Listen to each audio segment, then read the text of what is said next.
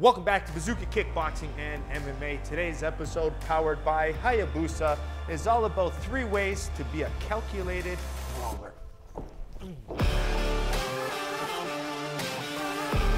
All right, in today's video, we're talking about something that's probably never really talked about, and that's called being a brawler, but a calculated one. In a funny way, when I first started my career, I was known as the Canadian Brawler, which kind of pissed me off because I really classified myself as a technical striker, but I pressure fought. And because of my pressure fighting and my ability to want to use my combinations and go for knockouts, I was pissed, but I was considered a brawler.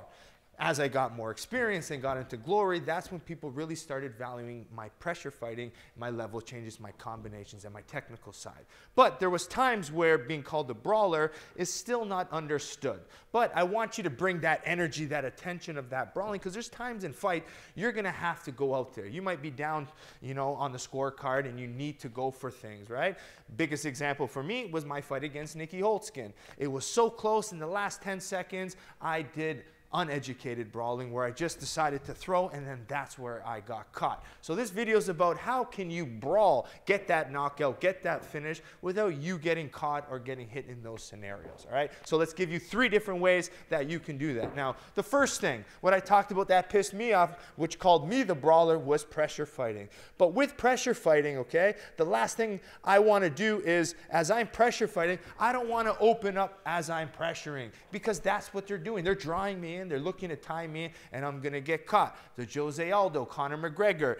What happened was the pressure happened in here. As the big opening shot came in, that timing out, I got caught. So the main thing when pressure fighting and looking to brawl is keep that guard up. I want to only start throwing when I get my opponent back to the ropes or the cage. So right from here, I'm backing them up, I'm feinting, I might push them on here, I'm going all that little head-to-head movement, getting inside. Now when they're in this position and their back touches the ropes, now it's very hard for them to step back, draw me into counter. So from here, this is when I'm going to start laying off in my power combinations, okay? So brawling step number 1, pressure, but before you attack, I want to see their back against the ropes, or, okay, this is the big or, as a counter, okay? So as I'm pressuring here, I'm here, then all of a sudden the big punch comes, I'm going to start coming and countering right away. He might even throw a right cross as I'm coming, I might dip my head off, and I might counter and go nuts, all right? But it's safer for me to attack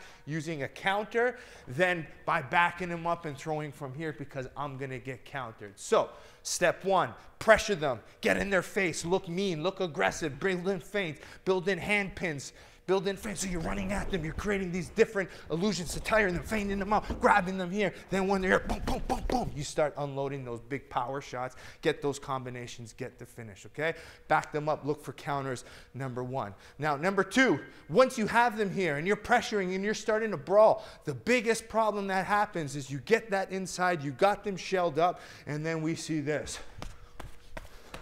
I just see unwinging punches that are just hitting the block. This is how you break your hands. You're hitting elbows, you're hitting the guard, you're wasting so much valuable energy. Okay? The key for me, level change when you're brawling, okay? So it doesn't have to change round punches, right? When we classify brawling, it's not snapping jabs, snapping head movement, timing, angles. We're just whipping at this point. But if I'm going to whip, I have a better opportunity of going head, body, head here, right? Upstairs, downstairs, uppercuts here, elbows, body, body, head here, split, split, boom, boom, boom. I'm still brawling in that sense, but I'm using a level change. I'm splitting the guard with elbows. I could even, from this brawl, I can even guard manipulate here to elbows. I might chop the leg for a second to go back. That is calculated, educated brawling, building in the level change. Okay, but, okay, this is the big but. How many times in fights have we seen this? The guy's against the ropes, shelled up here, gets carried away, and then all of a sudden this guy throws, boom.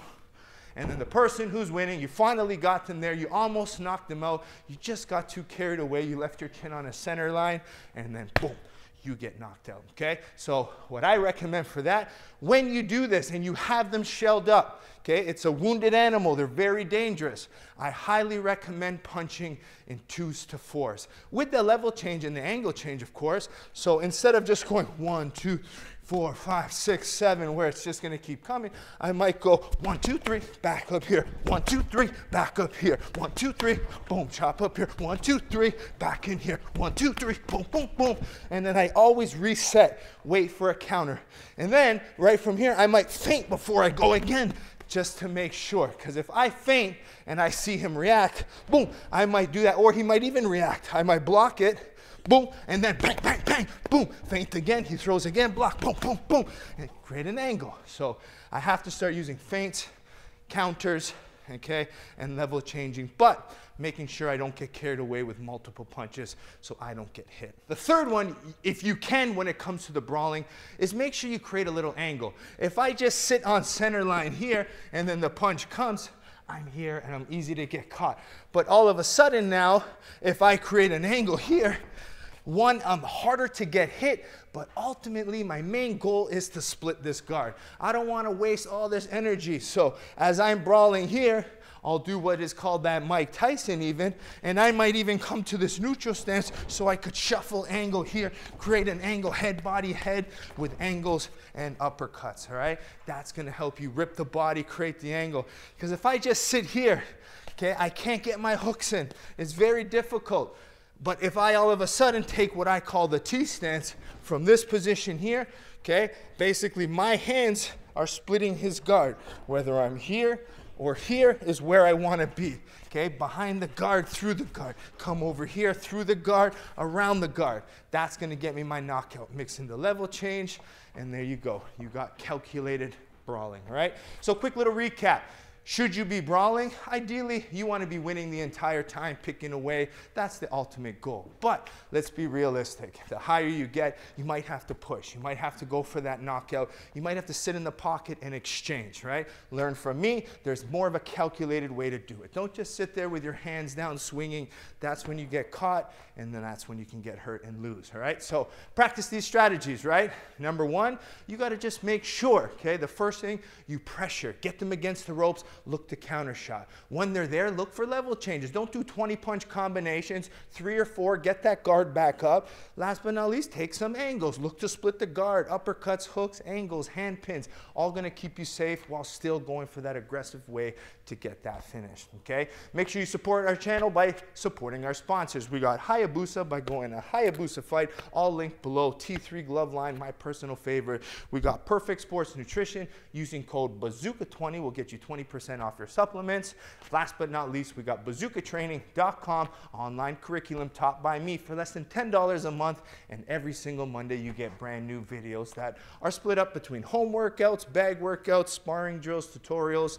You have now, I believe, almost 400 videos that you can learn from in our archive, okay? So, bazookatraining.com, and we'll see you next time here at Bazooka Kickboxing and MMA. Welcome to Bazooka Kickboxing and MMA online training. I'm Bazooka Joe Valtellini, the owner here at Bazooka Kickboxing and MMA.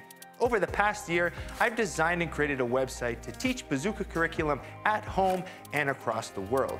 The purpose of this website is for you to, one, hit your fitness and health goals, all while learning world-class martial arts instruction from me.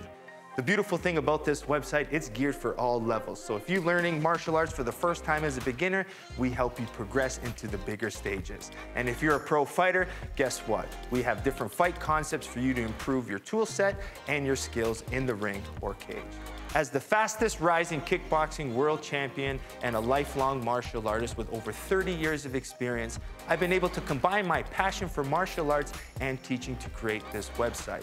This website's gonna give you some of the tricks, secrets, and inside look at some of the training I use to win my world title.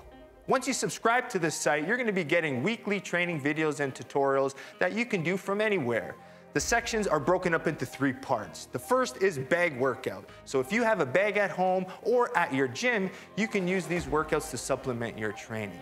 The second is at-home workouts. A lot of us don't have the room for a bag or a bag in general, so these workouts are for no equipment needed and you can do them anywhere. And finally, the tutorial section. If you're having any problems with a specific technique or fight concept that's covered in any of the workouts, go to the tutorial section, learn the technique, and then go back to the workout, and this time do it with proper technique. One of the added benefits once you subscribe is the forums section, where you can get a more personalized experience where you can ask questions and I'll be able to go in there and answer them. It's all about building a team and a community of martial artists helping each other grow. So subscribe now to get access to all the videos plus more, so you can be part of the squad here at Bazooka Kickboxing and MMA.